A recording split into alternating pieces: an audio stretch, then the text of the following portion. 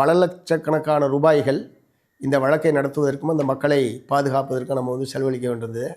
இந்த எல்லா நிதியையுமே தமிழ்நாட்டிற்கு கூடிய பொதுமக்கள் தான் வழங்கியிருக்கிறார்கள். இதுவரைக்கும் வாச்சாத்தி வழக்குக்காக நாங்கள் எந்த கடனும் படலை.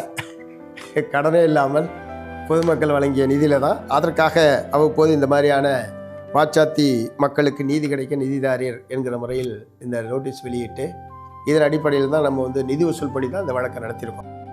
அம்புரோஸோட கான்ட்ரிபியூஷன்லாம் இதில் விவரிக்கவே முடியாத அளவுக்கு ஒரு கான்ட்ரிபியூஷன் அவர் தனியாக பண்ணார். அது அவர் வேலையில் இருந்துக்கிட்டு பண்ண விஷயங்கள். அது ரொம்ப முக்கியமான ஒரு அம்சம் இந்த வழக்கில். இந்த வினாவத்த பெண்கள் உறுதியாக நின்று வெற்றிக்காக உயிரே போனாலும் பரவாயில்ல, செங்கோடி இருக்குது எங்களை காப்பாற்றுறது அப்படிங்கிற நம்பிக்கையோட பயணம் பண்ணாங்க. இறுதியாக நமக்கு மிகப்பெரிய வெற்றி கிடைச்சிருக்கு. வழக்கறிஞர் சங்க தலைவர் பேசினார். இந்த தீர்ப்பு வந்த பிறகு சென்னை உயர்நீதிமன்றத்தில் அந்த பாராட்டு விழா நடந்த போது சென்னை உயர்நீதிமன்ற வளாகத்தில் வழக்கறிஞர்களுக்கும் போலீஸுக்கும் தகராறு நடந்தது உங்களுக்கு தெரியும். அந்த வழக்கில் இது வரைக்கும் போலீஸ்காரனை ஒரு நாள் கூட கோர்ட்டில் கொண்டு வந்து எங்களால் நிறுத்த முடியல. நாங்கள் தான் உங்களுக்கெல்லாம் நீதியை பெற்றுத்தரதுக்கு வராதிக்கிட்டு இருக்கிறோம். ஆனால் இது இவ்வளவு அரசு காவல்துறையினரை, வனத்துறையினரை, உயர் அதிகாரிகளை குற்றவாளி கூண்டில் ஏற்றி தண்டனை பெற்றதற்கு அது ஒன்றும் சாதாரண விஷயம். அதுக்கு மிக முக்கியமான காரணம் பீப்புள்ஸ் மூமெண்ட், மக்கள் இயக்கம்தான். ஒரு பக்கம் லீகல் ஃபைட்டு, இன்னொரு பக்கம் இதை விடாமல் 30 வருஷ காலமாக இதை உயிரோட்டமாகவும் மக்களுடைய மனங்களிலிருந்து அகலாமல் ஒரு மக்கள் இயக்கமாக பீப்புள்ஸ் மூமெண்ட்டாக இதை மாற்றியது என்பது முக்கியமான விஷயம்.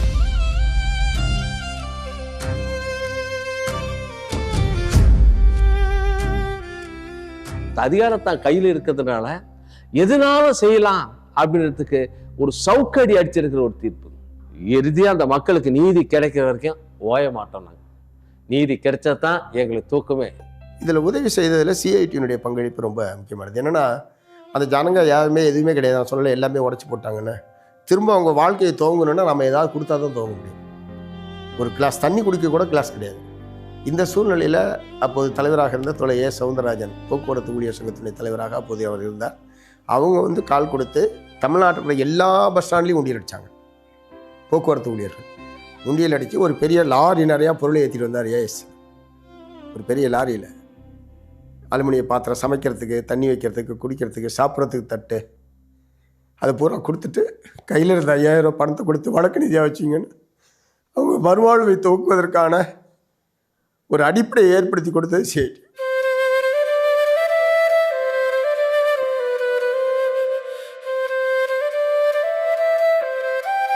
இந்த தமிழ்நாடு மலைவாழ் மக்கள் சங்கமும் மார்க்சிஸ்ட் கம்யூனிஸ்ட் கட்சி இல்லைன்னா இந்த கிராமம் சுடுகாடாயிட்டு இருக்கும். அவங்க யார் எத்தனை பேர் என்ன செஞ்சாலும் சரி, அவங்க தான் எங்களுக்கு தெய்வமாக. நாங்கள் உயிர் உள்ள வச்சுக்க அவங்க தாங்க நினைக்கலாம். கட்சிக்காரர் எல்லாருமே வருவாங்க, எல்லா உதவியுமே இன்னுமே அவங்களே தான் செய்கிறாங்க. 30 வருஷத்துக்கு மேலே ஆயிடுச்சு. எங்கள் கட்சி எப்போ எங்கள் ஊருக்குள்ளே அந்த செங்கோடி பறந்ததோ அன்னைக்கே ஒரு போலீஸ், ஃபாரஸ்ட் எவனுமே எங்கள் ஊருக்குள்ளே கால் வைக்கிறதில்ல. நாங்கள் தைரியமாக நடமா. எங்கள் கட்சியினுடைய கட்டுப்பாடு அந்த மாதிரி. எங்கள் கட்சிக்கு பயந்து எவனுமே வரது கிடையாது. எங்களை உயிர் காத்துவாங்க அவங்க தான். அவங்கள எப்பவுமே நாங்கள் சாகிற வரையிலும் மறக்க முடியாது, மறக்கவும் முடியாது. நாங்கள் நினைக்காம இருந்ததும் இல்லை. சாமி நினைக்கிற மாதிரிலே அவங்கள நினைக்கிறோம். சண்முக தலைவரில் 3 நாள் ஒன்றா வரணும். அப்படி பட்டினே இருந்தா. அப்படி இந்த உயிர் தண்ணி குத்துற மாதிரி குத்துனாங்க அரூரில் படுக்க வச்சு. கிள்ளி பாப்பில் அப்படியே கத்து இந்த தொண்டையெல்லாம் மக்கி போயிடும். அவங்க வீட்டில் சும்மா விட்டுட்டு போனால் இங்கே தான் நைட்டு போகல இங்கே தான் இருப்பாங்க.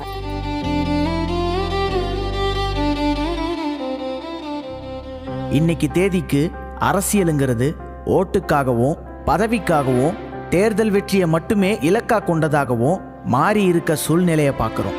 மனிதர்களை வாக்கு வங்கிகளாகவும் கோடிகளை கொட்டி ஐடிவிங் வச்சு வெற்று பிம்பங்களை தலைவர்களாகவும் சித்தரிக்கிற காலத்தில் எனக்கு ஓட்டு போட்டு முதலமைச்சராக்குங்க, எல்லாத்தையும் மாத்துறேன்னு சொல்கிற கட்சிகளுக்கும் தலைவர்களுக்கும் மத்தியில் அரசியல் மாற்றங்கிறது நாற்காலியில் தலைவர்கள் மாறுவது மூலமாக மட்டும் நடக்கிறது கிடையாது.